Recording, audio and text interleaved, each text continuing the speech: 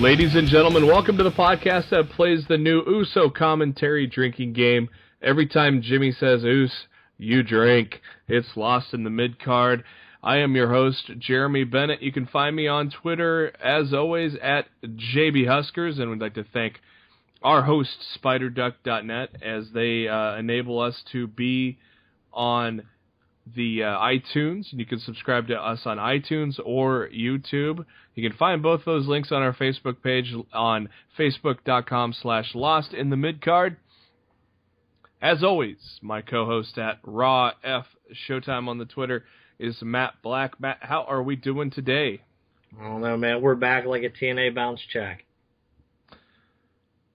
Well, there may not be a TNA bounce check to write after this, because we'll have to talk a little TNA a little later on, but You saying they in trouble, JB? Let's just say Slammiversary felt like a funeral, if you know what I mean. Well, I would say it was a funeral for any idiot that paid $50 to see it. Oh, my God. If you spent $50, 5 months of the WWE Network, to buy Slammiversary for a live pay-per-view where their next month and a half of TV has already been taped, you are a stupid wrestling fan. You, sir, are a moron. Just hit stop and, go listen to another podcast, and I can't help you.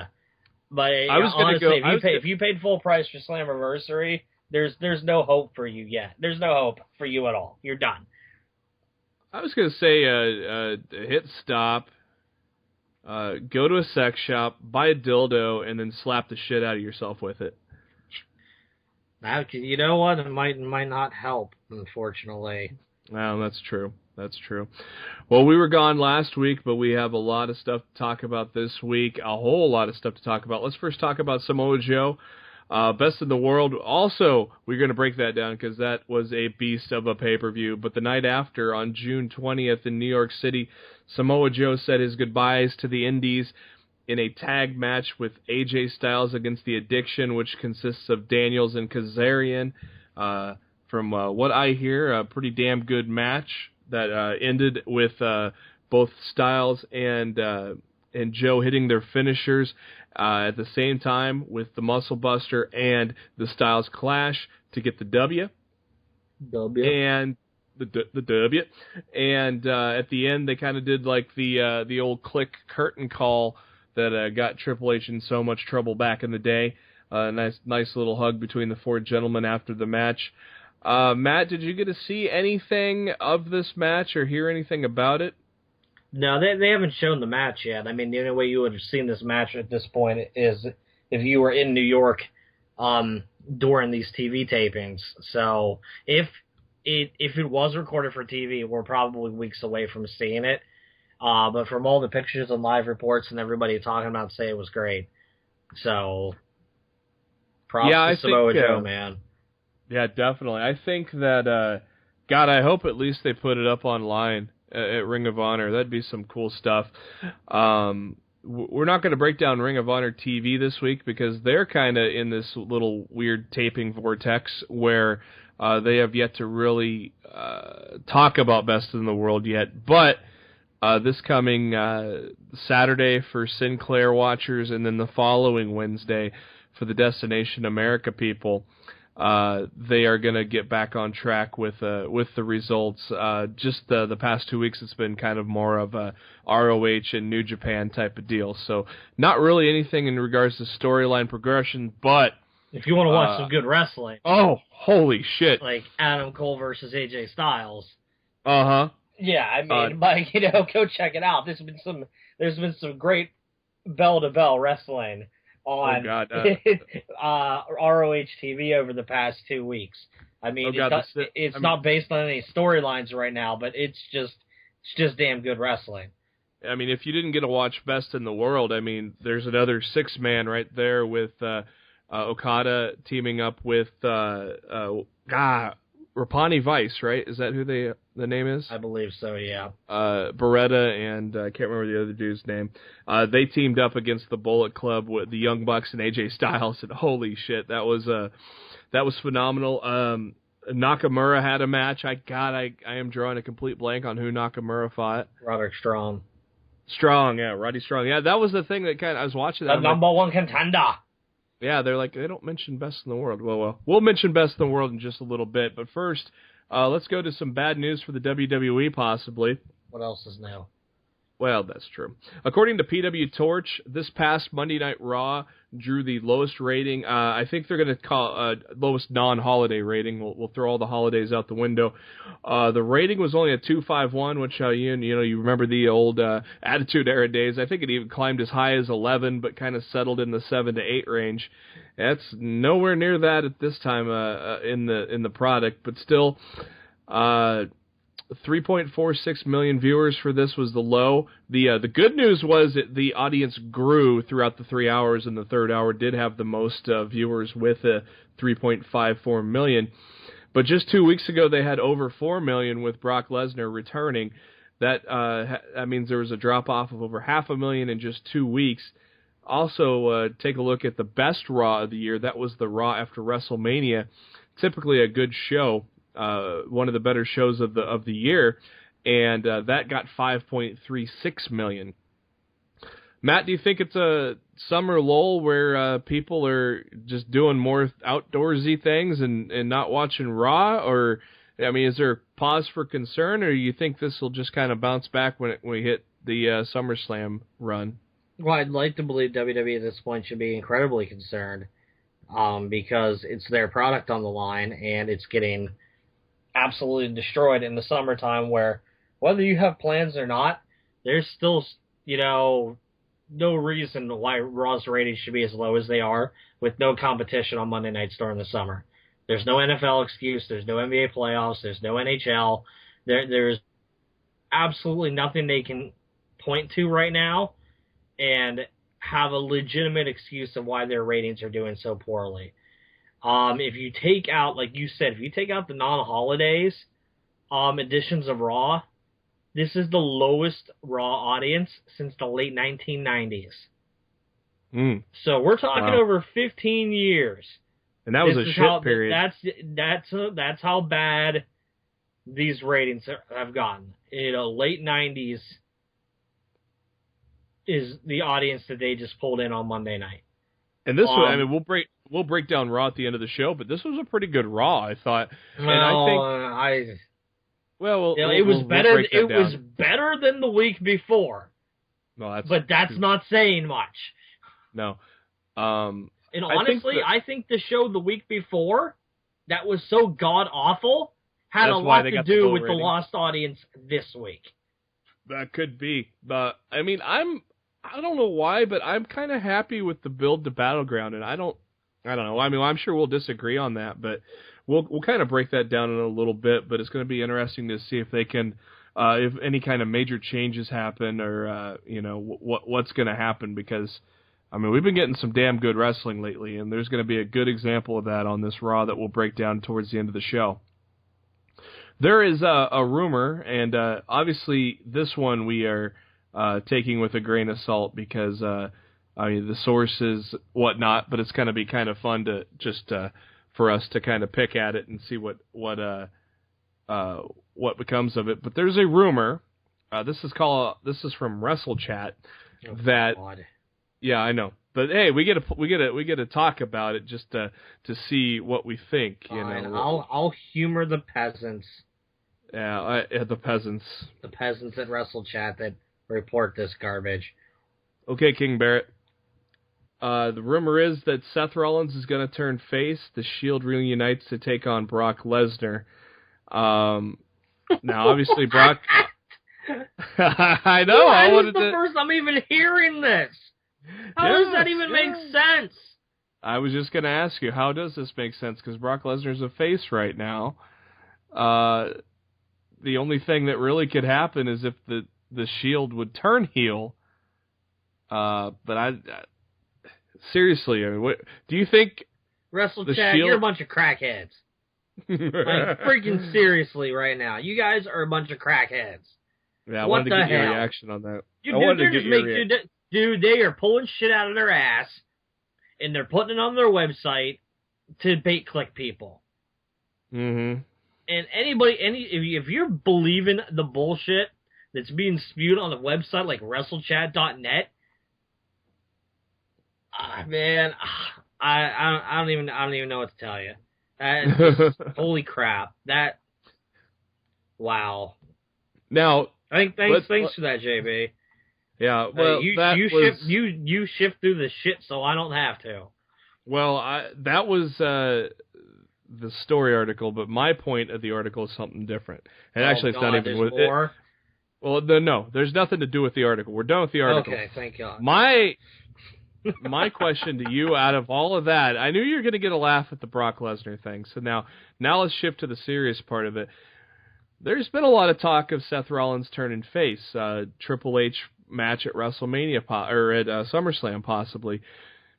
But Seth Rollins has been such a good heel. What's your gut right now on the Seth Rollins rumored face turn that a lot of people talk about right now? If there's a Seth Rollins face turn, they're gonna have to do it quickly because there's no signs of it on television right now.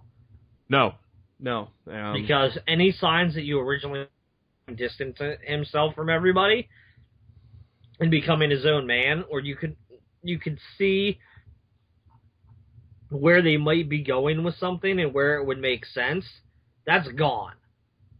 Like, it's absolutely gone. He is back to square one almost day after WrestleMania, Seth Rollins. And WWE literally threw it down our throats on Monday night, the United Authority. I mean, they just shoved that term down our throats all night long. So I don't want a Seth Rollins face turn right now. Not yet. I mean, he's been so good as a heel. We all know he's gonna be a great babyface somewhere down the road because he's been a babyface a lot of his career. And that's where he got his success from. But right now, no, I don't want it. I want to keep him as a heel. Some bad news, unfortunately, from PW Insider reporting that Eric Rowan is going to be out of action for 6 months due to a torn bicep. Likely going to require surgery. This occurred in a match on June 19th in Michigan against Cesaro.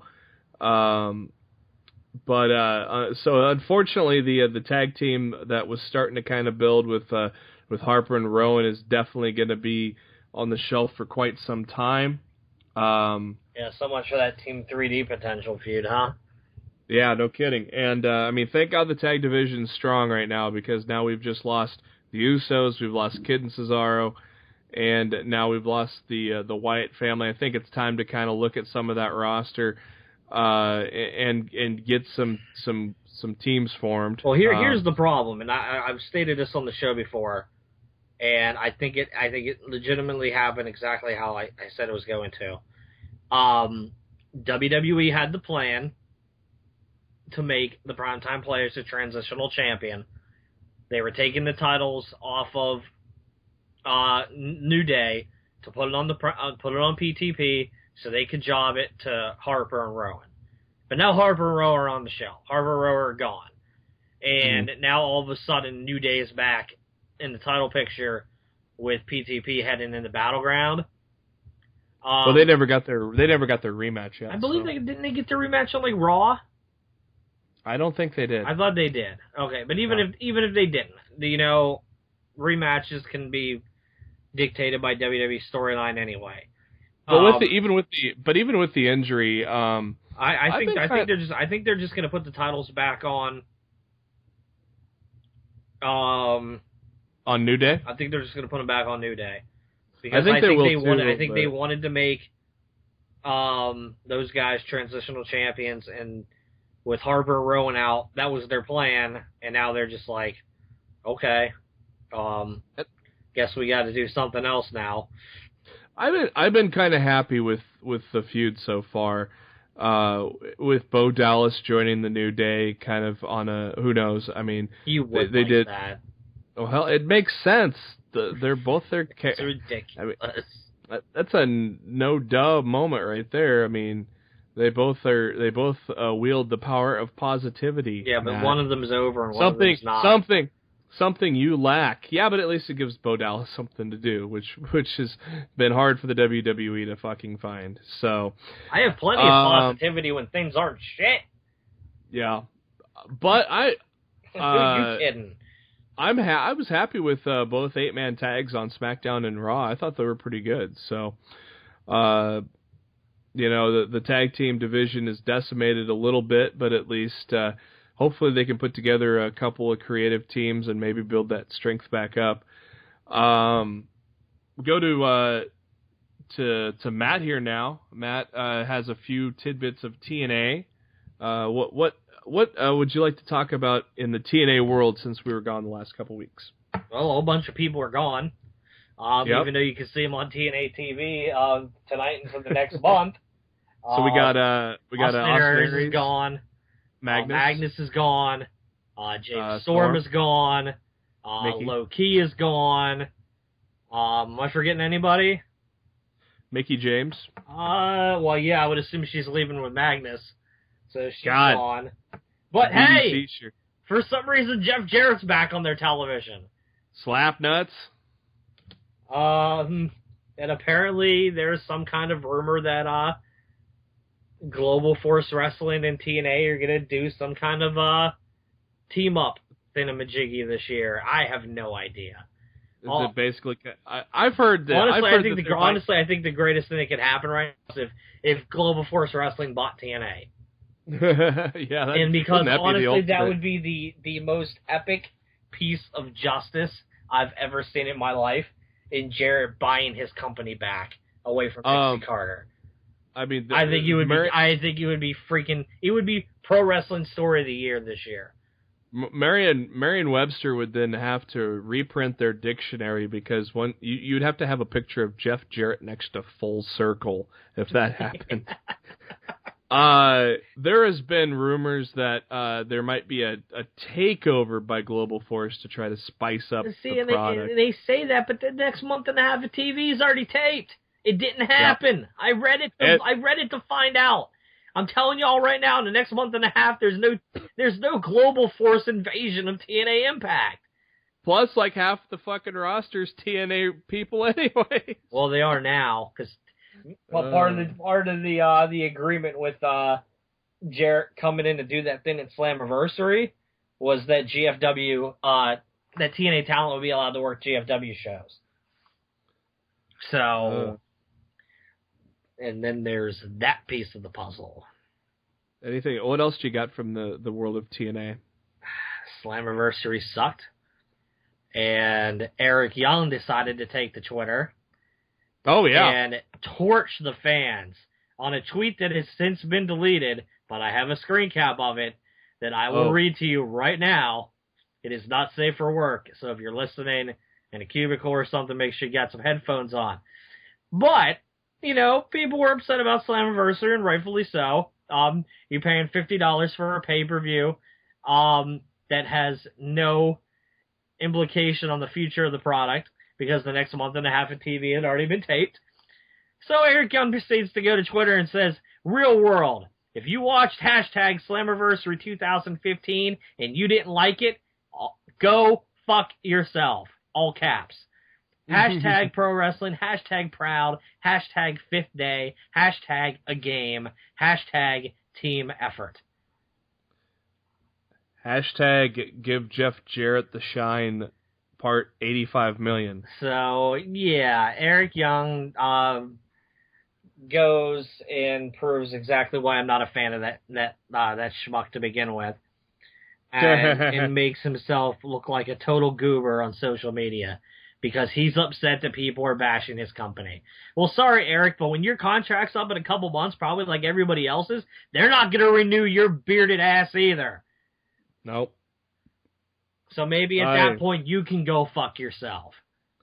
A lot of people had pointed that the Slammiversary was more like a funeral. Especially like with Jeremy Borash talking kind of. Here's the thing. Look, if you were just looking for some good wrestling, it was some good wrestling. Yeah. But why the hell am I going to spend $50 for 3 hours of good wrestling? And how the hell are we going to... That's 5 months of the WWE Network, JB. Yeah, and how the hell are you going to enjoy... Or how can you even invest in storylines now when people are jumping ship so quick? And if you're a big TNA fan, like legitimately, like if you're a diehard TNA guy, you already know what happened at the tapings before you're even pressing the buy button on this show. Oh, that is so ridiculous. But yeah, at $50, I mean, you're not the UFC, buddy. I mean, you're barely pulling in 200,000 people to watch your show, and I mean, they have people, that were written off of TV on the tapings from Thursday to Saturday, working on Sunday like nothing has happened. You have people that have lost titles and won titles from Thursday to Saturday. On Sunday, they don't have those titles. They literally lived in a time warp. That's to say nothing that they did from Thursday to Saturday actually existed yet. What a it's absolutely insulting to the fans' intelligence. God, remember when Billy Corgan was announced he was coming in creative? We actually kind of thought, hey, he's going to bring some new ideas. Hey, we've been kind of enjoying the product, but God, look at the shit show it's become. I quit watching TNA, honestly, now. Dude, and that's the problem. There's nothing wrong with the product. The Wednesday night product is good. I feel like the way the company structure is being handled is what's going to be the downfall of this company. I just don't feel like investing in it anymore, And now that I found Ring of Honor, I mean, hello. I mean, shit. Just look at June 19th, best in the world. That's all you got to say. You compare that to Slammiversary. Wow, I mean, there is no comparison with just the amount of epic stuff. We're going to get to best in the world in just a moment, but while we were gone, we want to highlight something. So for you guys with Hulu, and then hopefully this will be on the WWE Network in a couple of weeks. Definitely check out the Cesaro-Kevin Owens match from June 18th. We did talk about it 2 weeks ago on our last show, but just wanted to kind of reiterate that definitely go check that out because that was definitely a treat, and we'll talk a little more. Go check out Cesaro and John Cena from Monday night. Yep, we'll break that down. It was obvious the highlight of Monday's show. Mm-hmm. We'll break that down here at the end of the night. Let's first talk about Best in the World, Matt. First match kicking off the night, Mark Briscoe against Donovan Dijak. Donovan Dijak is definitely one tall dude, and he had Mark Briscoe up in a gorilla press and threw him over the top rope. Holy shit, that was quite the landing there by Briscoe. We get ODB tearing up Truth Martini's dust jacket for the Book of Truth, and Martini acting like that. It was just, this was funny. Like Karina was playing it off like she ripped the book to shreds. No, it was just the book cover. But it was kind of funny looking at Martini's reaction to all of that. In the end, Mark Briscoe gets the win with the froggy bow. I thought maybe Dijak would go over here, the younger guy, kind of the more upstart guy. Were you kind of surprised that Mark would get the win here, or do you think it's kind of more of a foreshadowing for the main event? Yeah, I was not in any way surprised by the result of the opener. I didn't expect Dijak to beat Mark Briscoe, and the result was exactly what I expected. Next up was the Decade against ACH and Matt Sydal. Matt, you definitely had to get a kick out of the beginning of this match with the good, kind-hearted New York crowd chanting "Fuck you, Whitmer" at the beginning of the match. Freaking A, dude. There is a kind of an ongoing storyline between Paige and ACH, and Paige is afraid to get into the ring with ACH in this particular match. Then takes some water from Colby Carino and then spits it in ACH's face before he bails out of the ring. That leads to Matt Sydal getting into the ring, getting the beat down for a while. ACH making the hot tag. Finally, Paige tags in once ACH is beaten down, and then we get some more great New York chants for Whitmer. We get BJ Wiener, and then we get Blowjob Whitmer. I love New York. New York is great. Then Colby pulls Paige out of the ring to save the match. ACH had a killer dive onto the outside on Paige and Carino. And you know what? I completely forgot how the match ended, but I believe ACH and Sydal won on that one. I got it. That's what happens when we take a week off. I'm pretty sure Paige and Whitmer won. Paige and Whitmer. God, that's what happens when you take a week off. Sometimes you kind of forget to finish your notes up there or something. Damn it, JB. I know. Well, it wasn't really a match of the night quality anyways. Pretty decent, but not, lots of better ones. There's an announcement that New Japan Wrestling is going to return in August for some tapings. And so is that basically kind of how they do it about June and August of every year, or is it kind of always a mix-up? No, this is definitely more Japan than they've done in years past. I definitely think the New Japan Ring of Honor relationship is increasing at a rapid rate. And I'll be very interested to see how often this continues to happen going forward.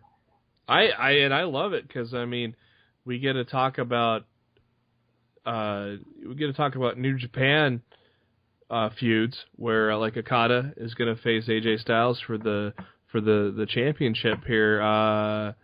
I believe it's July 5th, just coming up this weekend. And they were both involved in a 6-man tag that we'll get to in a little bit. The next match was my kind of surprisingly good match of the card.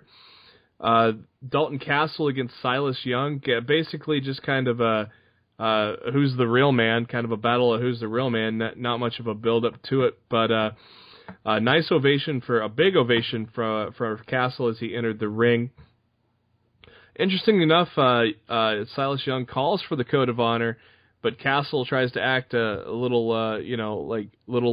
off the charts like Castle is, and kind of pissed off Young, so that kind of started off the match.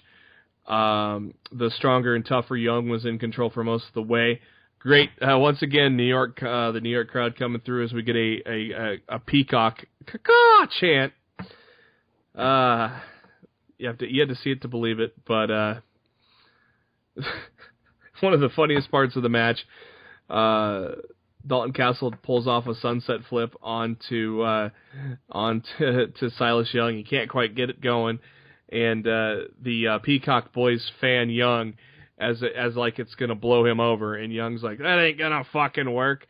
And then as he's getting distracted, Castle pulls him over in the sunset flip, and his trunks about damn near came off. So that led up to a nice pull up your pants chant for the New York crowd, which then turned into a thank you Silas chant once he pulled up his trunks.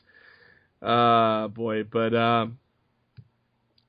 another great spot in the match was a spear by Silas Young through the ropes, through the turnbuckles, kind of like similar to Sami Zayn's turnbuckle DDT kind of thing, but that was just a spear. Both men on the outside, and New York crowd with another great chant. They chanted fan up instead of man up for the Briscoes. Thought that was kind of interesting. While Silas Young was arguing with the referee, Castle lands a low blow and rolls up Young for the win. I was kind of surprised that this was going to be, I thought this might be a squash match with maybe Young going over here, but this turned out to be a pretty good match, Matt. I'm honest, I'm not a huge fan of either guy. It's obvious that the fan base and Ring of Honor has gotten behind Castle, and I guess they're going to wait and see how far they can take the momentum train with this guy.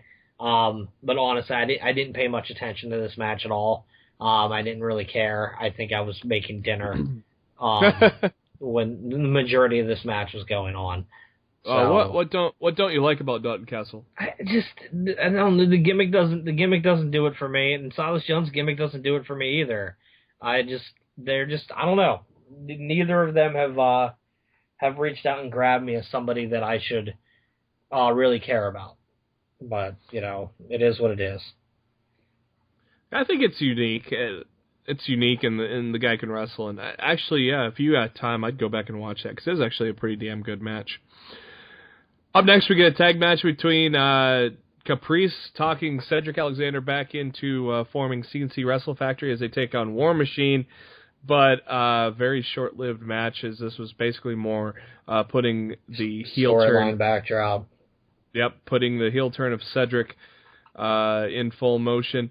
Cedric wanted to cheat to win with that wrench that he used on Moose, and Caprice did not want to win that way. They never really seemed to be on the same page at all in the match, and basically that kind of cost him. War Machine hits the fallout on Caprice. End of story.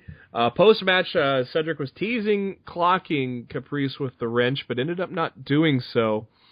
Are they just kind of slow building this complete heel turn by Alexander? No, because I'm pretty certain he solidified it later on in the show. Yeah, why didn't he clock Caprice then? Is he going to maybe talk him? Because at the end of the day, those guys are, closer than anybody else that he's attacked. You think he might eventually get Caprice on board? He might. I could see him trying. Mm-hmm. But I don't know how that's going to work. But I could definitely see that as an attempt on his part to try. We got 4 more matches with Best in the World, so hold on to your nuts, because holy shit, were these some great matches. Number 1 contenders match, a triple threat match between Roderick Strong, Moose, and Michael Elgin. Moose with quite the entrance with cheerleaders in football gear. We get ourselves a "Let's Go Roddy" and a "Let's Go Moose" chant. No love for Michael Elgin, and to Matt's surprise. Yeah, right. I'm so happy he's in Japan when I'm going to the Ring of Honor shows this month. So happy. He actually went over one of the Japanese guys on one of the recent TV tapings. Yep. Yeah, he's going over there for that G1 tournament. While I'm sad AJ Styles is involved in that tournament, and I'm not going to get to see him that weekend, I'm very happy to know that Michael Elgin's over there with him. Checks and balances, right? Yeah, exactly. Take the good with the bad. The winner gets to face the Briscoe and Lethal winner at Death Before Dishonor, which is only a couple of weeks away here. To start off the match, some great three-way action in the corner and the turnbuckles by all men. Just doing a bevy of moves in the turnbuckles, and just some great wrestling there. We get a great moment by Moose as he does a nice Dusty tribute with the bionic elbow. A good Dusty chant by the smart New York crowd after that. Elgin with as much as you don't like Elgin, Matt, he did have a pretty sweet dive to the outside on Moose, and one of the fans, maybe the only fan that was an Elgin fan, handed him his a replica title belt, so Elgin walked around with that for a minute. That'll be he has to go to Ring of Honor shop probably to be close to a championship belt. Don't you think? Here's the thing with Elgin. There's nothing wrong with what he does in the ring. In the ring, he's really good. But character-wise, he's bland as shit. Mm-hmm. I might not connect with Silas Young and Dalton Castle's characters, but at least they have characters. That's true. Unbreakable Michael Elgin. Okay, I mean, I don't care. He has the charisma of a brick. And like Elgin, like his music is supposed to. It's like everything is like a biker thing, and I mean, shit. The name of his theme song is Anarchy's Son, which hello, Sons of Anarchy, and he doesn't have any kind of biker gimmick at all. He doesn't have a gimmick. It's weird. Anyways, back to Elgin. He tried a double stomp attempt on Moose and fucked up royally, and the NY crowd let him know that he fucked up. Some great strength shown by Roddy with some suplexes and superplexes on Moose. That guy's a freaking shithouse brick there. So Roddy definitely showing some great stuff there. One of my favorite moves in Ring of Honor, though, Moose's spear. He landed a spear on Elgin, but Roddy broke up the pin. And how about Moose flying off the turnbuckle to the outside? This boy's 300 pounds and he's doing this shit. How about that, Matt? Dude, Moose is legit. Hey, what? Imagine you're on the outside and you got Moose flying at you 10 feet high. He's a freak specimen. Man, what he can do for a man his size. The fact that he's not in NXT right now blows my freaking mind.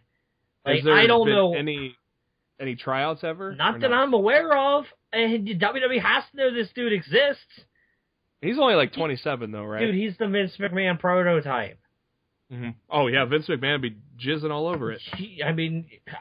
I can't believe that that's not signed. I really can't. Well, hopefully we can give it some time, and eventually they'll wake up, because I do believe Moose is only 27, if I remember right. So, but no doubt here, these two guys here on this podcast are gigantic fans of Moose. Pop-up powerbomb by Elgin into a deadlift powerbomb on Moose. That was pretty damn impressive. But in the end, 2 sick kicks on both competitors by Roddy gets him the win. And so Roderick Strong is now your number 1 contender. He will face the winner of Jay Briscoe and Jay Lethal, which is the main event of Best in the World. Veda Scott mad at Moose for shaking Roddy's hand at the end of the match. Slaps Moose twice. Moose was getting ready to spear Veda, but Cedric returns and clocks Moose and Stokely with the turnbuckle wrench. So is it safe to say Moose and Veda are done? Oh, they're totally done. Veda's Veda's in Cedric's camp now. I would imagine we'll get a Moose and Cedric match again at Death Before Dishonor, and then probably I would assume Moose goes over there, and then we break the tie down the road, probably on TV. Would be my guess. Bullet Club against the Kingdom. Definitely one of the matches I've been looking forward to. The Kingdom, we have Cole with Bennett and Taven. The Bullet Club, the Young Bucks, and AJ Styles. Now, when did the Bucks join the Bullet Club? Is this new or no? Oh, no. They've been with the Bullet Club for a really long time. Okay. I did not know that. And all sorts of chants galore. And a lot of DX ripoffs here in the beginning by the Young Bucks, and Suck It City turns into Super Kick City. Dude, that's just what the Bullet Club does. Suck It's in 2 sweets. You can call it a ripoff all you want, but that's the way that's what the Bullet Club does. You like it, or I'm totally okay with it. I don't mind it at all. Okay. It's not like anybody on WWE TV's doing it now. You don't see Triple H coming out and telling people to suck it. Well, sometimes he does. Well, yeah, I'm sure he does backstage. Oh! I'm not even going there, brother. Time to play the game. Speaking of super kicks, I don't know if you like it or not, but I love it when King Carino just goes nuts on the super kicks. It's super kick! It's ridiculous, but it's still better than commentary on a Monday night. Oh God. I had to take a swig of beer for the working man there. I'm not gonna imitate Carino again the rest of the night. Woo! A missed dive by the Bullet Club turns into a triple super kick by the Kingdom, and Carino again jizzes in his pants. We get a triple dive by the Bullet Club. God damn, I am not doing that again, Matt. But it's hard to keep up with the action. Some great action in the ring with all 6 men. We get a double indie taker by the Bullet Club. A double super kick and a Pele on Maria as she was trying to interfere in the match once again. So after that, she won't be interfering any longer. Cole wants to become the mayor of Super Kick City, but ends up tasting another indie taker and the combo into the Styles Clash for the 1-2-3. I love that combo when they do the Indie Taker into the Styles Clash. Indeed. They kind of teased that Bennett and Taven might be fed up with Cole. Do you think there might be a little dissension in the Kingdom? Yeah, I kind of think I kind of think Adam Cole's on the fast track to a face turn. I think we're going to see Cole and Lethal for the world title by year's end. That would not be too bad, but holy shit, that 6-man tag was so fun.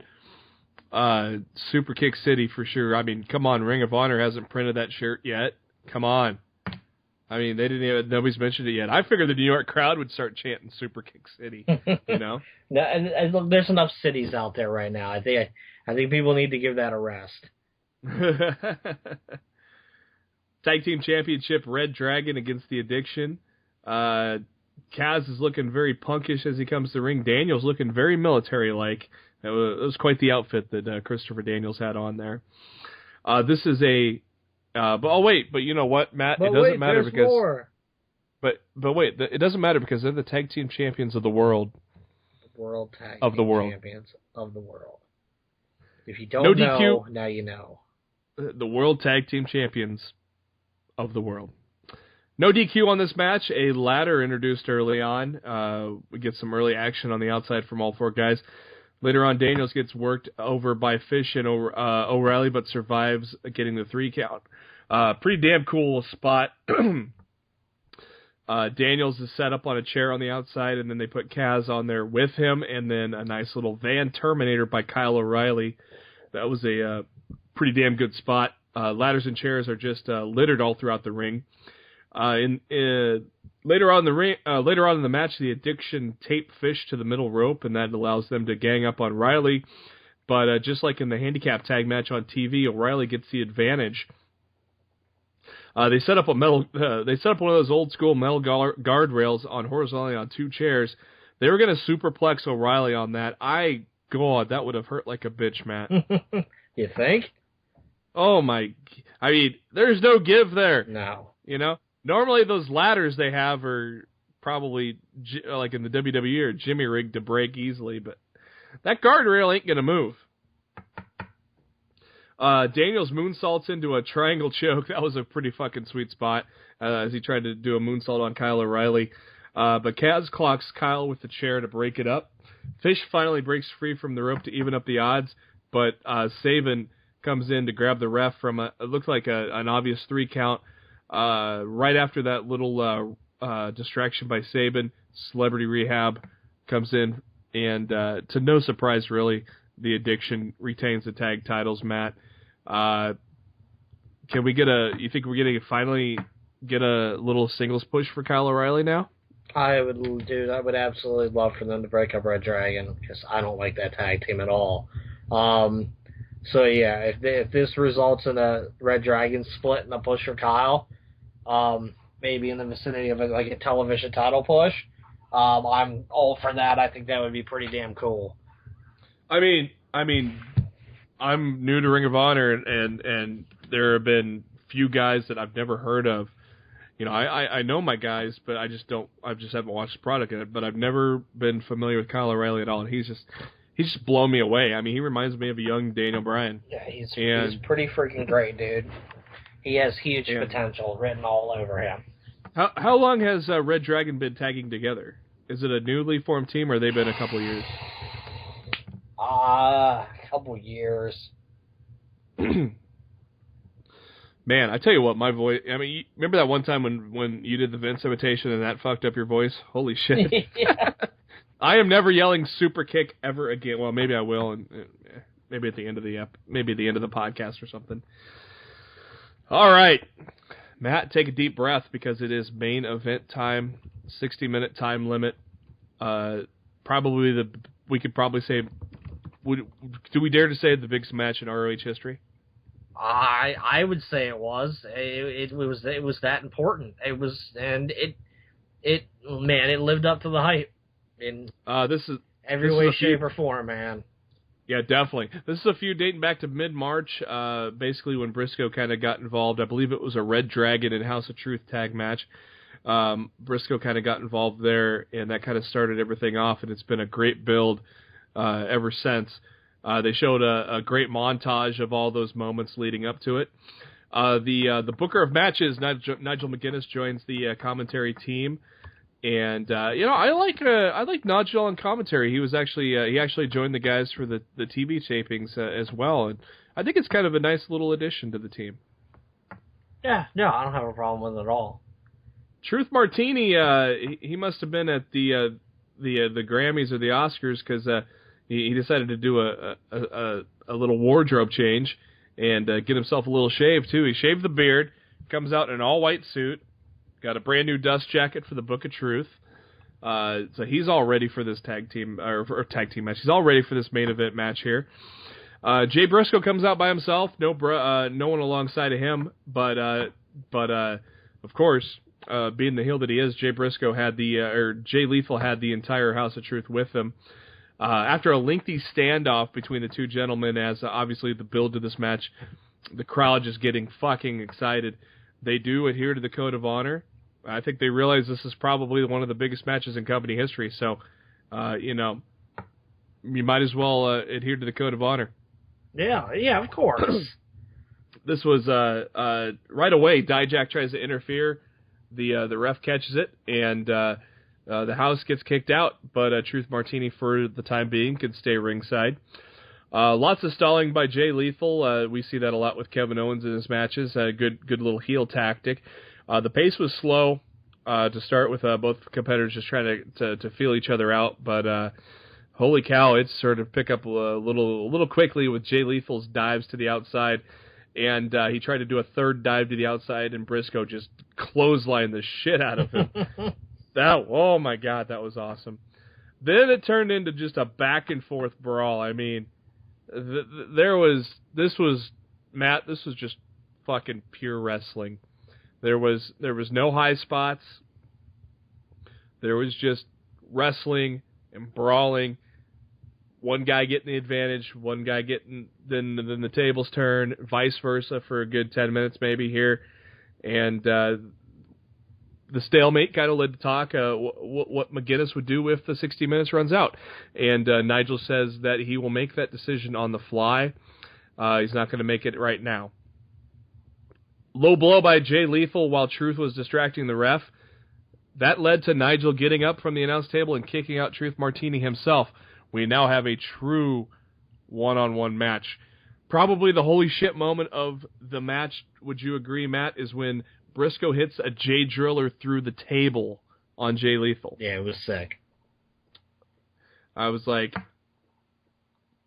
almost was going to do my Joey Styles, but we still have a show to do here, so I probably will not do that. So you're going to kill your voice for the rest of the show, buddy? I believe his name's Tim. I know his last. Tim Sinclair is the referee. Todd Sinclair. He's the rather beefy guy. Yeah, the pudgy ref. And the New York crowd. I think this is my favorite New York crowd moment of the pay-per-view. Both men are knocked out to the outside. They got a 20 count to get back into the ring. And every time Todd Sinclair would yell out, 1, 2, in between, 1, the crowd would go, Twinkies! 2, Twinkies! Oh my God. I about pissed my pants. Jay Briscoe does not want to win by count out. He wants to win by pinfall. He wants to put an end to this this feud for once and for all. So he grabs Lethal and throws him into the ring for a near fall. Then they kind of, as they kind of try to gather themselves, they kind of show the crowd. The parents of both wrestlers are ringside and just cheering the shit out of their sons, because obviously, you know, a monumental match. You know, definitely want to have the parents there for that. We get a lethal injection by Jay Lethal, and God, I thought that was it right there, didn't you, Matt? Yeah, I did. Briscoe kicked out of it, but then we get the Jay Driller by the man who's supposed to do it, Jay Lethal, and into a second lethal injection. 1, 2, 3, that is it. And Jay Lethal just won a fucking phenomenal match. What do you have to say about that one? Dude, as I said, it was awesome. There's really nothing more that you can say. And I did not realize this, but this is his first ever world title? Yes. Wow. Man's been doing it for about 14 years. And that actually, Matt, that actually led me to come up with a top 5 for our Battleground pay-per-view. Top 5 journeys to a world title in the WWE. Kind of like Jay Lethal had this 14-year journey to get to this moment. We'll kind of break that down once we break down the Battleground pay-per-view. But wow, I mean, got to be proud for Jay Lethal. This man has been, through TNA and Ring of Honor, has been just a phenomenal talent. And so we're definitely proud of him. And great show of respect in the end by Jay Briscoe. They shake hands. All the personal stuff aside, they realize they just put on a goddamn show. Yeah. Matt, I mean, where do you rank this in terms of pay-per-views and then the main event itself? I mean, well, the show started off slow, but really, really picked up in the second half. It was an awesome show. It delivered. You didn't get swerved.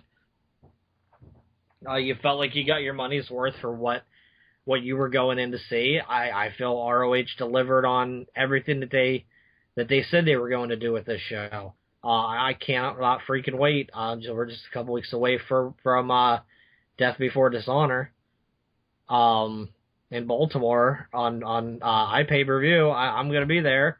Roderick Strong and Jay Lethal for the World Championship. I mean, what more do you need to know at that point, dude? It's going to be off the chain. Yeah, definitely. Where do you see Jay Briscoe going from here? There's not really a clear direction, so maybe the question's more like, where would you like him to go? What kind of feud would you like to see him in? Oh man, I don't know, man. Sky's the limit. I'll tell.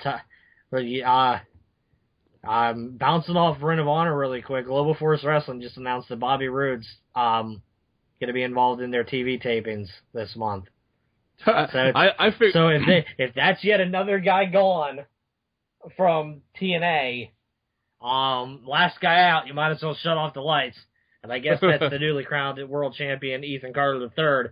I guess when you leave, I guess you got to shut off the lights because this isn't looking good for that company right now, man. They're losing everybody. They are hemorrhaging. They are hemorrhaging talent right now. I thought Bobby Roode would be the Sting, the go down with the ship guy, but nope. I guess that's EC3. Oh man, I don't know what to say. While we were away last week, Tough Enough started up on the USA Network. It is live Tuesdays, 8/7 Central, and Matt, so far. It's a little different than the last edition of Tough Enough. Are you enjoying it?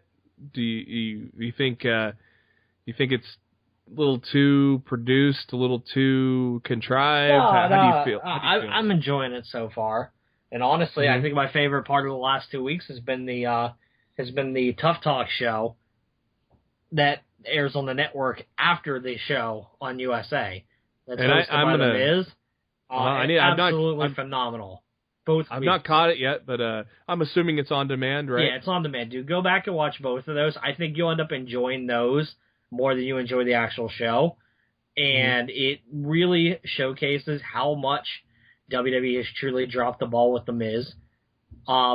Because if they seriously just let him be himself on WWE TV, like he does on this show, the dude would obviously still be a main eventer for the company right now. I cracked the fuck up on last night's show. At the end of it, Jericho goes, make sure to tune in to Tough Talk with Jericho Jr. Yeah, Jericho wishes, because The Miz has burned him into the ground both weeks. I think one of the worst parts about both weeks' show has been the piss poor hosting of Chris Jericho. I think he's been absolutely awful. I think The Miz would hands down be a better host than Jericho's doing right now. I think he's adding legitimately nothing to the show. They could have just had Renee Young host. At this point, because what's his point? He's not doing anything. No, he's absolutely has no reason to be there. I know, because I loved it when Austin was a judge, jury, and executioner. What do you think of the panel? I love the panel. I love it just because, dude, if you don't love the panel, you'll love it after you watch Tough Talk. Okay. Because they all let loose, and it's fucking hysterical. Because it's so good. I love Hogan talking about the business. You don't see that too much with Hogan, breaking down what needs to be done to be a star. And there's no other guy that... I mean, there's a few guys, but Hulk is the epitome of being a sports entertainer and knowing what to do to be that mega star. Paige has gotten so many years of experience over the world. I know that she was a great pick for that, and obviously Daniel Bryan is there's no comparison with what he's done in his career as well. So I just love the panel. I agree. I mean, if Jericho had a kind of a judge, jury, executioner role like Austin, I think it'd be a little better. I don't know if him being there right now is it's absolutely pointless. I feel like he's bringing absolutely nothing to the show. Yeah, and I thought it was kind of awkward when he was on the jumbotron at the Orlando soccer stadium there. I think honestly, I think that was the only time at any point he actually added anything to the actual show. I just thought that was kind of an awkward, weird thing because I think it was weird, but at least he was put taped something into the show. Yeah. So I don't know, man. It's just let's talk about the contestants. We got 12 contestants here. Two guys that have been eliminated. Hank. Well, I mean, nobody I don't think really cared about him when he got eliminated first. He was the oh yeah, exactly. I never lose at anything, but I've lost at everything on Tough Enough. So he's first gone. Alex, I think he had potential, but I mean, he pissed on pro wrestling. Dude, he literally wrote his exit with knowledge means nothing. Well, that and then pissing on the history. I don't need to know the history. Yeah, but okay. No, but I mean that was included with his lack of knowledge of the product. Yeah. Knowledge is nothing. He said that line. That was just a nail in the coffin right there. He absolutely burned his own bridge. Like I wanted Diana to go home week 1. I still wanted her to go home week 2. I think she has no passion for the business. I think the 35% of the world that voted for Diana needs to be checked for brain damage. No shit. And I mean, she's winning. I think. No, look, there's only two reasons she's still there. 1, she's hot, and 2, because the TV executives want the drama on the show, which obviously she's causing every week. But outside of the top turnbuckle bump, which was fucking horrendous, she did 17 of those off the rope things, which was more than most of the guys. But I mean, obviously they had a lighter bag, but still, it's kind of proportionate. Physical challenges she's killing it in, but she has no passion for the sport, which to me you should be done right away. Which of the ladies impresses you the most? Dude, I've had my favorites since the casting show on the network. It's Amanda for the women and Patrick for the guys. I kind of like Gabby, but I mean, I need to see a lot more from her. Gabby's a bitch. Oh yeah. Honestly, she wasn't even supposed to be on the show. Did you watch the cut show that they did before it went to USA? She was actually not a part of the final cast. The one girl that got in, she was the redhead, the indie worker from like California. When she was getting her final physicals, they found something irregular with her heartbeat. Oh, okay. And they had to disqualify her from competition. Because they needed to go get her checked out by doctors and whatnot. And Lita promised her that when she got her health back, that they'd bring her back out to the Performance Center for a legitimate tryout. That's good. That's awesome. But that's the only reason Gabby's on the show, is because she was brought back after that. She was cut from the final 13. She didn't make it. And I mean, Gabby's another. She's a beautiful girl, but she's a total bitch. And I'm kind of just going. I don't want anything to do with her on the roster. Yeah, I mean, well, this isn't an industry of making friends anyways, so to me that doesn't really matter. I like her look, but at the same time, we haven't really gotten a body of work. All we've seen mainly endurance, physical types of things. You know, I need to see with all the women. No one's really standing out to me yet. I like Amanda too. She's pretty cool. Reminds me a lot of Trish Stratus. I need to see a lot more from these ladies because right now, nothing is standing out, but at the same time, we haven't really gotten into the core wrestling moves. We're just doing some basic stuff right now, and then, of course, the entertainment side of things, too. Going to the men, obviously two of them are already eliminated. You like Patrick. I like Patrick, too. He's got a great head on his shoulders. And God, how can you not how can you not like ZZ? That guy's just... ZZ's awesome, dude. Oh my God, he is so good. I say give him a job right now and have him be the lackey for Bray Wyatt, and then while in between have him train, develop, work on his cardio. Just have him be there as a character with Bray Wyatt right now, man. Just throw him right in there now because that dude is great. I love him. You know, as I said earlier in the show that Michael Elgin had the charisma of a brick. Michael Elgin wishes he had a quarter of the charisma that ZZ possesses. Because at the end of the day, charisma is something you just can't teach. No. And you can't ZZ's got that. ZZ's got buckets of charisma, man. It's ridiculous. 19. He is 19. Why does Patrick not drink? Is that why he didn't go out with everybody as well? No, they're both under 21. Oh, he's under 21 as well. Yep. I didn't catch that. Obviously Tanner's a fucking beast, and I don't know, man. Do you think it's going to be Tanner's to lose? I don't know, because we're going to have to wait and see what happens when Tanner lands on a bottom three. Mm-hmm. Because I don't think I don't, you know, he might be impressing like the company, but I don't know if Tanner's impressed the public. And until he's up to vote to see how the crowd's supporting him, I don't know how it's gonna go. He has been kind of a cocky dick, but he's been backing it up too. He's been completely backing it up. Yeah, but a lot of people don't like that. Mm. So, I mean, I honestly, I think it'd be interesting to see what happens when that dude falls, if that dude falls into a bottom three situation. I'd be super curious to see what happens, what would happen to him if he would survive that or not. Mata gives me nothing. Neither does Josh. Josh looks like a poor man's Roman Reigns, minus the talent. Honestly, Tanner almost looks like a poor man's Seth Rollins. True, but he's got honestly, they look like younger versions of Roman Reigns and Seth Rollins and Bray Wyatt. Bray Wyatt with the Cajun guy. Geez. Oh my God! You want to call him Husky Harris? Yeah, possibly. I don't see. I mean, it goes to the public every time. I don't see how ZZ's gonna.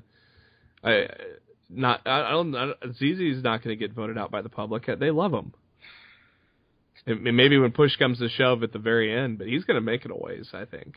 Honestly, the only way they could wrestle him off the show is if they took if you know how each judge has a save for the season. If two people were down there in the bottom three with him, and a judge each saved one of the other guys. Yeah. And leaving him like, oh, you have no choice. We just saved the other two people. You're going home. I think that would be the only way that he could get screw jobbed off, or if he would do something really bad, that would turn the voting audience on him. Mm-hmm. So I don't know. We'll see. Yeah, Tough Enough has been quite interesting. There's some things I don't like about it, just from production standpoints, but I'll definitely have to check out that Tough Talk though. Yeah, dude, I think you'll really enjoy it. They're really good. This week in pro wrestling history, we got a couple of interesting things here. First off, this week in 1944, Terry Funk was born. You egg-sucking dog. Oh, God. Terry Funk just turned 71, and he's still listed as a semi-retired wrestler. So that dude is still going. He turned 71, and it's also the amount of times he's retired and come back out of retirement. Let me tell you something, you egg-sucking dog. Calm down, Jim Ross. All right, let's play trivia for a minute. How many promotions do you think Terry Funk has competed in throughout his 49-year career? Way too many. Just give me a number. Give me a guess here real quick. 28. 63. Yeah, that's ridiculous. I'll tell you what. Mick Foley Terry Funk was the guy that inspired Mick Foley, and then later on, I bet, which was probably a treat for Mick Foley at the time, back with Mankind and Cactus and Chainsaw Charlie, they did win the WWF Tag Team Champions. Obviously, Terry Funk known for his hardcore style, the brutal death matches, crazy shit. This week in 1985, Cody Rhodes was born. Hopefully, when he is ready, we see him back as a face and get a nice little push, because that crowd is ready to cheer Cody on, I think. Don't you think, Matt? Yeah, you would certainly think so. Let's hope that WWE doesn't fuck that up. Well, this is the WWE we're talking about. Need I say more? This week in 1991, woo! Ric Flair signs with the WWE. Big deal at the time because he was the man in WCW, and he comes over to the WWE. Ended up winning the WWE Championship at a Royal Rumble event. I believe the only Royal Rumble ever to have the title on the line. This week in 2003, Gail Kim debuted for the WWE. She had a decent run in the WWE, but probably could have been better, don't you think? I don't know, dude. Were you not a fan of hers? Or? No, I love Gail Kim. Do you think the WWE ruined her? I think the WWE jumped the ball with her every time she was there. Yeah. I think they gave her the kiss of death by putting the title on her the first night she was with the company. Well, they did that to Paige, but I guess she was there for a while. She was in the NXT system. I mean, literally, they brought Gail Kim up. They brought Gail Kim in the first night she's champ. I mean, you have nowhere to go there from there but down. Yep, and I'm sure the women in the locker room were like, that bitch. Yeah, probably. I'm probably sure she didn't make a lot of friends doing that. Yeah. This week in 2008, CM Punk defeated Edge for his first WWE Championship, World Championship on Raw. And also this week in 2009, Sheamus debuted for ECW. Going to NXT here, Matt was out here early on tonight, and I have not caught it yet, but basically NXT kind of basically been the same as it has for the last couple weeks, more like developing characters than stories, probably waiting for the next takeover to kind of come over with a lot of squashes. Vaudevillains defeated Dawson and Wilder. Baron Corbin defeated Tucker Knight. I don't even know who that guy is. An interesting thing, though, which baffles me, but Enzo and Cass and the Vaudevillains getting into it backstage. William Regal says there's going to be a number one contenders match for the tag team titles. I thought that was just going to be Enzo and Cass anyways, didn't you think? It's just another stupid hurdle block. Go away, Vaudevillains. Just go away. It's Enzo and Cass' time, damn it. Part 3 of Finn Balor's special. Oh my God, has this been awesome? I can't wait to see that. The entire thing, in its entirety, is on the WWE Network right now. Make sure you check that out because you get some great insight into Finn Balor. If you're not a hardcore fan, followed him in the New Japan Wrestling, even in stuff before that, and then you get to see how much he's meant to Becky Lynch, and Man, WWE put it together with that thing on Finn Balor. It looks like they show some clips of Eva Marie being evaluated by Sarah Del Rey as she tries to impress William Regal for a shot in NXT. Emma with Dana Brooke defeats Carmella fairly quickly. Tyler Breeze defeats Ty Dillinger with a pretty quick match there. So basically a bunch of quick matches to show off the talent for the crowd, and then we get the main event. Samoa Joe and Finn Balor tag up against Rhino and Kevin Owens. Woo! Man. Definitely a must-see match right here. And in the end, Rhino accidentally gores Kevin Owens, so we'll get to see how maybe that goes into something later on. You know it won't. Well, He's leaving. We can dream. Kevin Owens is done. You're never going to see... Look, people, mark it down. Because you're never going to see Kevin Owens on NXT again. You don't think This was it. This is his swan song. He's jobbing the title to Balor on Saturday, and you're never going to see him in NXT again. You don't think we get any sporadic appearances? No, I do not. No. I think he's done. Balor hits the coup de grace, so Balor and Joe go over there, and like Matt said, July 4th, the big event in Tokyo. Lots of good matches on the card, and I'm Kofi Kingston against Brock Lesnar. That could be a surprise. Just put that little note in your pocket. I wish it to be a surprise, but honestly, I'm more thinking it's Brock kill Kofi, Kofi die. So I'm not going to be so sure on that. We'll see. We'll see what happens, though. I think Brock kills him in under a minute. We turned to SmackDown and Raw for the past week here, SmackDown Rundown. Jimmy Uso on commentary. I thought he was decent. He'll probably get better as it goes on. It sounds like he's going to be there for the summer while Tough Enough is going on. What did you think about Uso on commentary, Matt? It was fine. I don't really care. Do you want to play the Uso drinking game? No. Dude, there's no good commentary in WWE right now, so it doesn't really matter. Corey Graves? I said WWE. Well, NXT is a part of WWE. I don't count NXT's commentary as a part of WWE's commentary because Vince isn't producing it. Shut up! Exactly. Maybe a tease of Ryback feuding with the Authority. Not really sure if that's going to happen or not. Bo Dallas teams up with the New Day. Kind of interesting if the New Day is going to start spreading their wings and more people go into the congregation. Hey, at least it's something for Bo Dallas to do, right, Matt? I guess. We get more mind games with Bray Wyatt and Roman Reigns, and then a great main event, Ambrose and Rollins, that never disappoints. So definitely check that out if you have not yet. And finally, to end the podcast, let's turn to Monday Night Raw. We are live in Washington, D.C., a great crowd for episode 1152. Seth Rollins comes out to start the show with Kane and J&J Security. And Matt, how about props to Jamie Noble breaking 3 ribs and going to work the next week? I did not expect to see him on the show. No. That dude's an animal.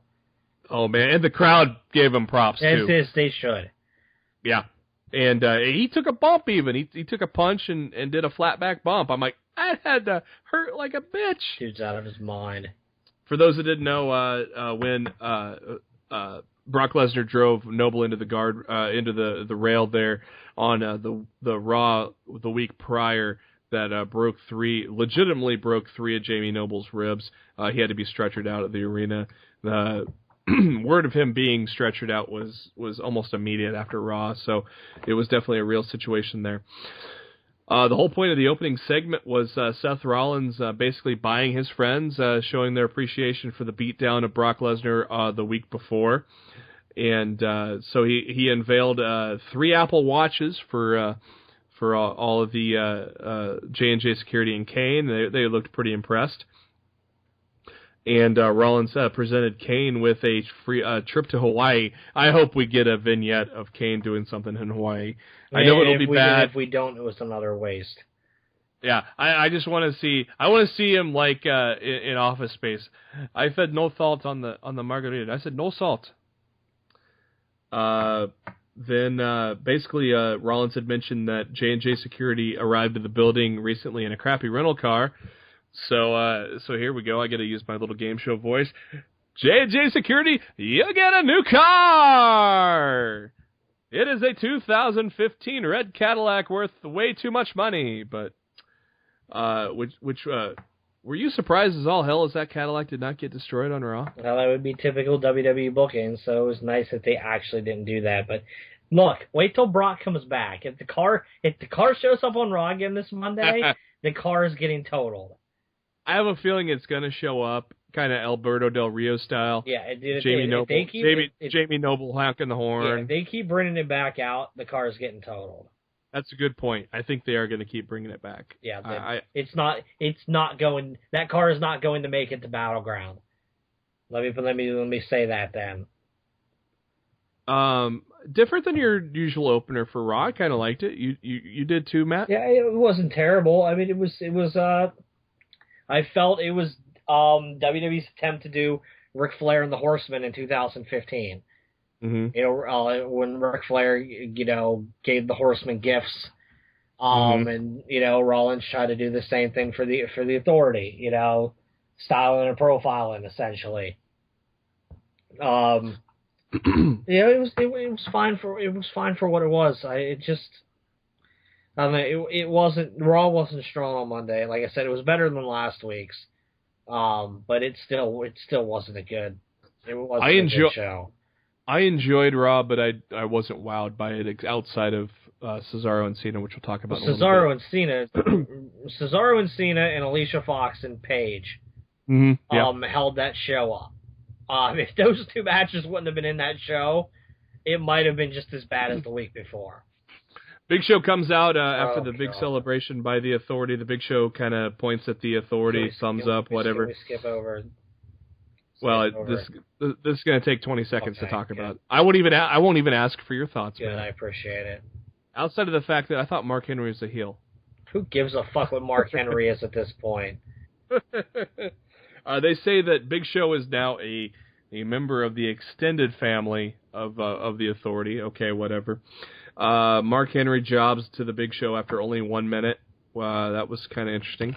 Post-match, Ryback comes down to attack the Big Show, and then Miz shows up and does a little drive-by kick on Ryback, and Miz does the pussy heel thing that he's been doing so well with the which you don't blame him because there's two very large men that he's facing at the pay-per-view. This pisses off Ryback, and they were scheduled to have a match later on in the night. Ryback says, I want that match now. We do get that match now. Nothing much to write home about here as Ryback gets the advantage. Miz walks out. The ref was even not going to count to 10. After 4, he just said, fuck it, Miz ain't coming back. Gives Ryback the win after about 6 minutes there. Matt, I'm in agreement with you here. I was like, okay, I can enjoy this feud, but now I'm like, please just get this triple threat thing done. Give me something tangible for SummerSlam for the Intercontinental title. With that said, Matt, what do you think is tangible for something that you would enjoy as a feud with Ryback going into SummerSlam? I don't know. The whole division, man. What happened a couple months ago when they were going to bring the Prestige back to the Intercontinental title? What happened, JB? What if Kevin Owens defeats John Cena at Battleground and then says, fuck it, I want the Intercontinental title too? If they're going to unify them, fine. But I don't want a title for title thing. I don't have any interest in that. I don't think they should unify them because, like you said, they were on the right track at WrestleMania. And then they ruined it again. Well, Daniel Bryan got hurt. Yeah, so but it doesn't mean they needed to bail on the plans of, heaven forbid, attempting to make the product better. No, but they did. It's typical WWE creative. They had to scramble. It's so frustrating, dude. They had to scramble, and when it comes to scrambling, what do we do? Yeah, the WWE, honestly, the WWE product right now really just makes me want to bury my hand in my head, my head in my hands, and just like, cry, because it's not firing all cylinders right now, and. I mean, we'll probably disagree on this, but I am really enjoying Wyatt and Reigns right now. I think that's my. Oh God, dude! No, I'm not even. No, no. I am digging it. Okay, I'm not even gonna talk about it. I'm gonna lose. Dude, I swear to God, it's been a long day. I'm extremely tired, and if I talk about this right now, I am liable to go off. So I am not going to talk about Roman Reigns and Bray Wyatt this week. I will bring my thoughts back on that subject next week. So WWE has one more show on Monday to try to turn this around before I absolutely bury it 6 feet under where this piece of shit storyline belongs. I don't think it's a piece of shit storyline, but I beg to differ. And so we'll see where it goes next week and see what you think and see if you can come around to my side of the fence there. Hey, how about some good news? Divas match that went 9 minutes and it was great. It was good. It was really good. Alicia Fox pairing with Bella is great. I like that. Great idea. Give her something to do there. I mean, there's a lot of divas back there twiddling their thumbs, and I don't know if it's on them or if it's on creative. And I'm starting to believe some of it could be on. It's on creative. Yeah. Well, I don't know. Vince McMahon, pal, because I don't know how to book women. Some of these women could come up with ideas for themselves too, and go, "Hey, Mark Carrano, hey." You know? But it doesn't matter because at the end of the day, Vince has the final say. Yeah, I guess. I mean, Layla. I mean, Vince could find something with her. Vince is the worst. He's the worst. Like seriously, his time is up. Triple H's time is now. Paige overcomes the odds and gets the pinfall. I'm assuming we're going to see Paige and Nikki again at Battleground. I'm just waiting for the Charlotte save. Hopefully that comes soon. I could see a Nikki Paige match ending in a DQ with all three women beating her down and maybe Charlotte making the save if I was booking. But hey, Matt, if we were booking, who knows? We'd be watching a better product. Damn right. If Triple H was booking, we'd be watching a better product. I mean, there's no argument at that point right now. I mean, this has got to be the writing on the wall for Vince, but he won't see it that way. But I mean, of course, lowest Raw of the year. Hello, lowest Raw in the last 15 years. Yeah, so that's a big deal. Let's go to the moment of the night. John Cena comes out for the open challenge. No diatribe from him, thank God, because that was just getting old saying the same shit. The only reason there wasn't was because he was cut off by Owen's music. Yeah. John Cena is finally putting the open challenge out there. We haven't had that in a while. Kevin Owens answers the challenge, or so do we think. Lillian Garcia introduces the two, and then I was like, yeah, this ain't going to happen. And predictably, Kevin Owens goes out of the ring, grabs the mic, and says, John, I got a new plan for you. Out comes Cesaro. Cesaro sporting an armband with Kid on it. That was very damn cool. And Tyson Kidd on Twitter expressed his gratitude for Cesaro for doing that. And goddamn, I mean, what can you say? That was a phenomenal match. I mean, Cesaro and Cena have had matches before, and they've been epic. And not as epic as this one. Yeah, not as epic as this one. I think the old sunset flip destroyer thingy, John Cena kind of did it right this time. It looked better. It looked slightly better than the last time, but it still looked like crap. I think Cena in his venture to prove that he knows more than 5 moves needs to take that one out of his arsenal. Do you think it looks like crap, or is it awkward just because he's a bigger guy? It just doesn't look good. I think it looks okay. I don't hate it. I don't think he does it well at all. If honestly, when people are already giving you crap on something, if you can't do something well, don't do it at all. One more tribute to Tyson Kidd, as Cesaro did apply the sharpshooter on Cena, but Cena got to the ropes to break that up. In the end, Kevin Owens decides to play spoiler and causes the disqualification, attacking John Cena and Cesaro, giving them both pop-up power bombs. But that didn't matter because, Jesus Christ, that was a great match. And a lot of people thought tonight, you might laugh this off, but a lot of people thought, or not tonight, but this Monday Night Raw, a lot of people thought Cesaro grabbed that brass ring. What are your thoughts? I'll believe it when I see it. Yeah. That thing sure is. I guess I just don't trust McMahon at all. There's a lot of grease on that brass ring, don't you think? Dude, they did everything in their power to solidify him as a new guy. He didn't take the pin. He didn't tap out. He beat Cena by disqualification. 20-minute match. 20-minute match. And now it's up to WWE to capitalize on the momentum that they have with him. Will they? I don't know. I hope to God that they do, but I don't have faith in their creative process right now to say with certainty that they're going to. I'm afraid the next feud is going to be Cesaro-Owens, which obviously Owens goes over on. I'm afraid that's going to happen. We're going to get good matches, but I'm afraid Cesaro gets knocked back down there again. Hopefully we're wrong, or I'm wrong, and we'll see what happens there. 8-man tag match between New Day with Bo Dallas, Primetime Players, and Lucha Dragons. Basically a rematch from Smackdown, but a different type of match. So both matches were completely enjoyable. I liked them. Great tag matches. Sometimes, 8-man tag matches can just be a clusterfuck with so many people in it. These guys did a great job on SmackDown and a great job on Raw. Both times the faces got over there as the Primetime Players get set to defend their titles against a New Day at Battleground. Dolph Ziggler walks out with Lana to start the last hour of the program, basically saying that they're more than friends. And then Rusev comes out all pissed off and whatnot, and angry as Rusev always is. And Summer Rae comes out with him. And Matt, were you pretty excited to see Lana throw down on Summer Rae? I mean, it was nice to finally see Lana get physical. But honestly, this entire segment was dreck.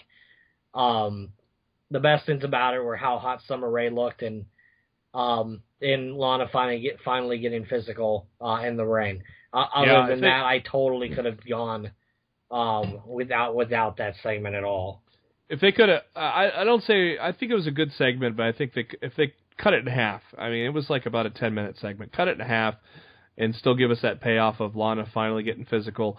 But God, let's get her a different outfit instead of that. Yeah, she said Rusev told her how to dress in her little promo diatribe. Yep. Well, you're still dressed in the exact same way that you did when you were with him. So if he told you how to dress, maybe it's time to dress differently. I don't know, just throwing that out there. Yep, I've been thinking of that ever since she's been pairing with Ziggler. So we get a solid match between Sheamus and Neville. I enjoyed this one. But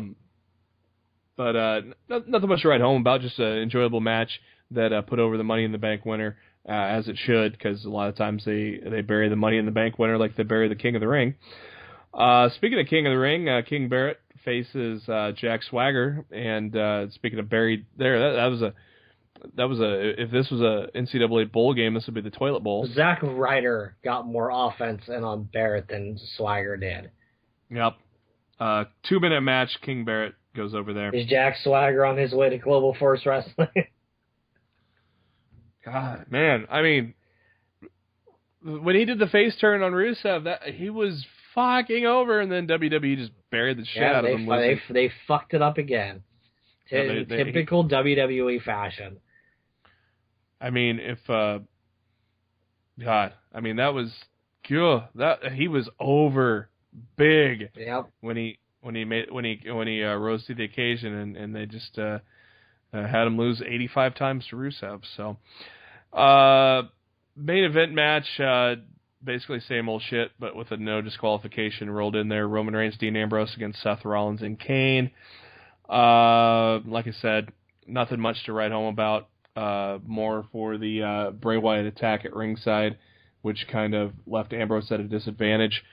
And then at the end, Wyatt hits his sister Abigail on Roman Reigns. We are not going to talk about that feud. I love it. Matt hates it. We'll see what happens next week. Stay tuned, folks.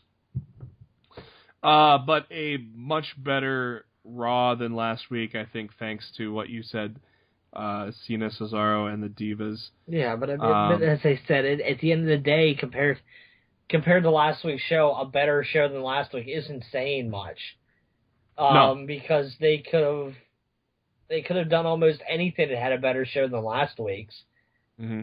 So WWE's lowest ratings in 15 years. Honestly, if you want to look for a solid point of blame, they should look no further than last week's show. Because last week's show was so bad, they lost viewers this week. Seems like that makes sense to me. Yeah. I think we just have to grin and bear it because what we want ain't going to happen yet. Dude, I just want some storylines that make sense and substantial pushes for the younger guys to create some new main event talent without having their legs cut out from under them. I really don't think I'm asking for too much because every other company in America seems to be able to do it, but WWE. Even TNA can create new stars. I mean, we got new stars in the main event just for the sole fact that the Shield is as single guys are pulling that main event card, but I think it's time to kind of bump them down a little bit, just for a little bit, and then ramp it back up in time for WrestleMania. I think that's where a Dean Ambrose Intercontinental title run would be amazing. The problem is that there's a face holding that belt right now. But hey, a good face versus face respect for the title match at SummerSlam between Dean Ambrose and Ryback. There are worse ideas out there, Matt. You know. Sure. Ever since Ambrose had remember the snowed-in edition of Raw back in the winter, and Ambrose was saying, he looking at that wall of champions and said he wanted to be on it. I mean, hello, the WWE could have easily capitalized on that with a great run for Dean Ambrose. I honestly, when the whole thing happened with Daniel Bryan being out, if they wanted somebody to pick up the Intercontinental Championship and continue to make it important, they could have put it on Dean. And I'm not taking from Ryback because the dude has deserved a title run for years now. But the fact of the matter is, as soon as he's gotten the championship, they've turned the championship into mid-card hell again, with the opponents he's lined up with. And it's awful. And it shouldn't be, because The Miz, as I said, The Miz should be a main event guy, but he's not booked to be. The Big Show is just, you know how I feel about The Big Show. So, why do you think they have not put Miz back to that level that he was in 2007? I don't know. Is that right? Just watch him on Tough Talk. Is that right? 2007. That was 2007 when he was. It was WrestleMania 27. He main evented with Cena. Oh no, that was 2012 then. Yeah, not 2007. I don't know why I had 07 in my brain. No, WrestleMania 32 is on the way now. Yeah, so about 2010 then. Not 07. Around there. Yeah. Maybe I'm sure they're gonna pull the trigger with him again sometime, and they need to. Obviously, he's got to create some distance from this feud and then get on a winning streak. Maybe put him with a Randy Orton and have him win that feud, and that would be a good way to elevate The Miz, I think, into the main event picture. It's hard to tell right now, just because of, like you said, how in disarray the product is. I'm kind of happy with the build to Battleground, sort of. I mean, I'm not over the top saying this is a great time of year or anything like that, but I am content and happy at some things. Obviously, we disagree on some of those things, but I am a little I like some of the feuds. Obviously, Kevin Owens and Cena is the best thing going right now. But yeah, the direction, it needs to change. Yup. As we wrap up this edition of Lost in the Midcard, Matt, do you have any final words outside of what we have mentioned about the state of the product? Only that I hope WWE read the ratings this week and realized they need to start working harder. In Vince McMahon's piss poor booking just isn't going to cut it anymore, and something needs to change. And I hope we start seeing that change as early as this Monday, as WWE fights back to regain their audience. It's as simple as that. Yep. And we got 2 weeks of programming left before we hit that Battleground pay-per-view, so it'll be interesting to see if we get any kind of shake-up, change in direction, something. Just give us something as we head into the what is considered either the second or third biggest pay-per-view of the year in SummerSlam. That's going to do it for Lost in the Midcard here. I'd like to thank you for tuning in to us each and every week. We bring you Lost in the Midcard, and as always, thank you to SpiderDuck.net as our host, and that enables us to be on iTunes, and we are also on YouTube. You can subscribe to us on both avenues there, and our links to both are on our Facebook page, facebook.com/LostInTheMidcard. You can also find us on Twitter. Matt is at RawFShowtime. I am at JB Huskers. And for Matt, this is Jeremy. Once again, thank you for tuning in. We'll catch you next week.